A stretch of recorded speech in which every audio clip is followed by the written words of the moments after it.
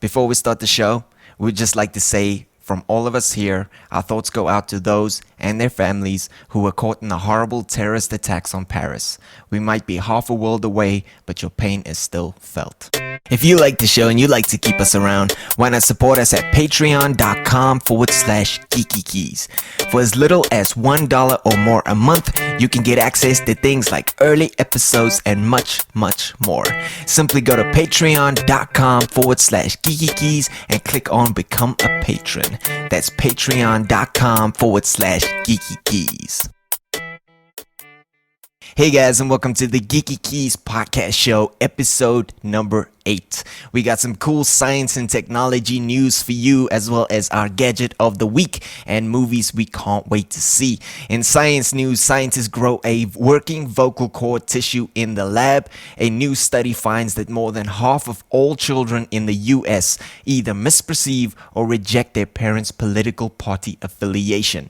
In tech news, the University of Washington engineers have developed a novel technology that uses a Wi-Fi router to power devices, and using an FM signal can improve your wireless networks. In our gadget of the week, we're going to be talking about the top 5 best internet connected home gadgets of 2015. And in our movies we can't wait to see, we're going to be talking about the long awaited Star Wars Episode 7, The Force Awakens. We will see you straight after this.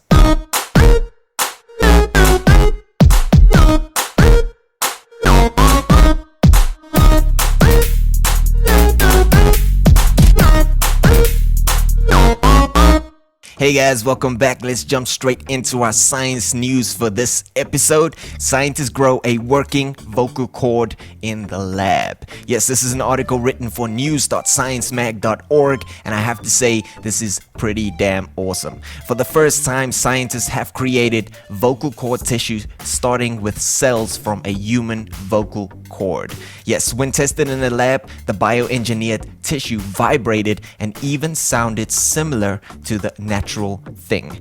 Now, the development could one day help those with severe damage to vocal cords to regain their lost voices. Now, if you're not familiar with how vocal cords work, just let me enlighten you. Now, vocal cords generate sound waves by vibrating against each other about 100 to 200 times a second. Now, this number can jump up to 1,000 times a second for a soprano singing her highest pitch notes. Pretty cool. Yes, now let's move on to our second topic for today. A study finds that more than half of all children in the US either misperceive or reject their parents' political party affiliation. Now, this is an article I came across on ScienceDaily.com, but as you know, I post all the links to the show on our Twitter and Facebook page, as well as in the show notes, and you can go and check it out for yourself. Now, in the NLSY sample, which looked at child-mother relationships, 51.2% of all children misperceived or rejected their mother's political party identification. Now, the result for the HLS sample, which considered mother, children, and child-father relationships, were similar.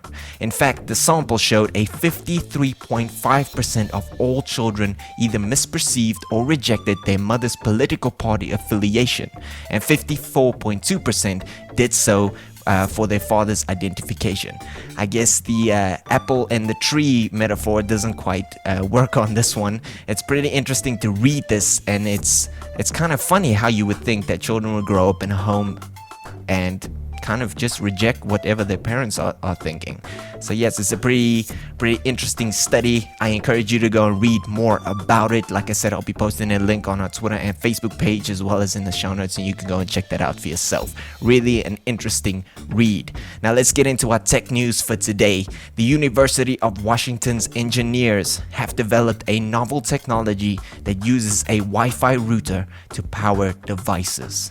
Now, for those of you who are familiar with the work of Nikola Tesla, this is really cool. He invented this extremely big tower of a machine that he wanted to transfer free energy to the world. And I think these people or these scientists are definitely on the right track. Now, this is an article on ScienceDaily.com. I encourage you to go and check this one out. But here's how it goes. The Power over Wi-Fi, or the PO Wi-Fi system, is one of the most innovative and game-changing technologies of the year, according to Popular Science. Now, the technology attracted attention earlier this year when researchers published an online paper showing how they harvested energy from Wi-Fi signals to power a simple temperature sensor, a low-resolution grayscale camera, and a charger for a jawbone activity tracking bracelet. Very, very cool.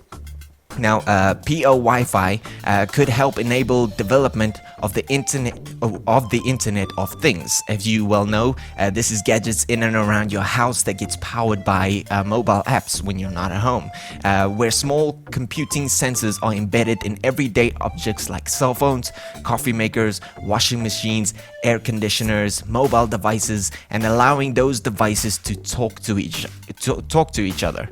But one major challenge is how to energize those low-power sensors and actuators without needing to plug them into a power source as they become smaller and more numerous. Like I said, I think these guys are on the right track, and it's only a matter of time before everything in the house powers itself and we don't have to worry about a damn thing. We can just sit on our asses and be lazy. Yes, but very, very cool. Now onto something in a similar fashion, using FM signals to improve your wireless networks.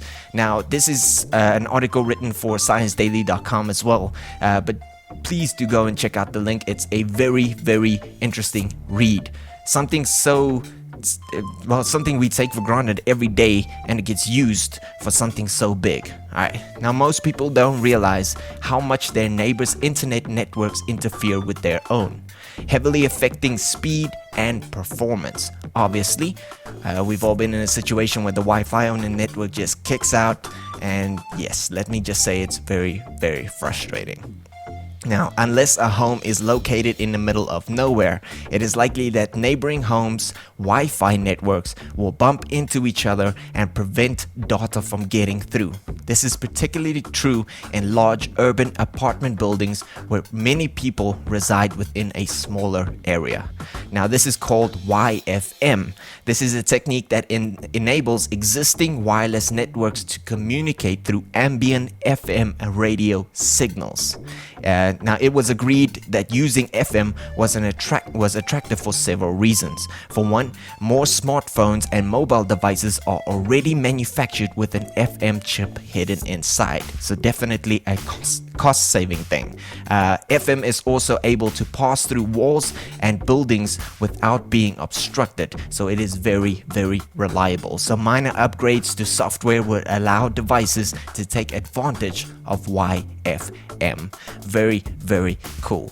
Now moving to something very, very cool as well, our Gadget of the Week section, and we're going to be talking about Sophie Curtis's pick of the top 5 best internet connected home gadgets of 2015. Now I encourage you to go check out the video. It's on telegraph.co.uk, but as you know, I post all the links for the show on our Twitter and Facebook page as well as in the show notes, but definitely go and check this video out. Alright, at number 5 she listed the Nest Learning thermostat. Now the cool thing about this thermostat is you can use it on via an app on your mobile phone, so you can basically control the thermostat from wherever you are in the world, and when you get home it's either nice and warm or perfect summer weather. Yes, at number 4 she got the smarter coffee machine, allowing you to basically put on your coffee maker via your mobile app, so you can get home and a perfect cup of coffee could be waiting for you. You can even adjust the strength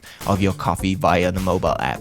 Very lazy, but very, very cool. And now the Netetmo Welcome Security Camera is at number 3, and this one we are definitely thinking about getting for ourselves. This is a very cool security camera. Now it looks sort of like a very small cylinder, and it houses a security camera that uses face recognition software. So you can basically see when your kids get home or who's ever moving in and about the house, and then it basically tells you if there's a foreign face that it doesn't know. So that's very, very cool. At number 2, they got the Philips Hue light strip, and exactly how it says, you can plug it into your phone or onto your media player, and it can just give you a cool visualization via the music or just mood lighting.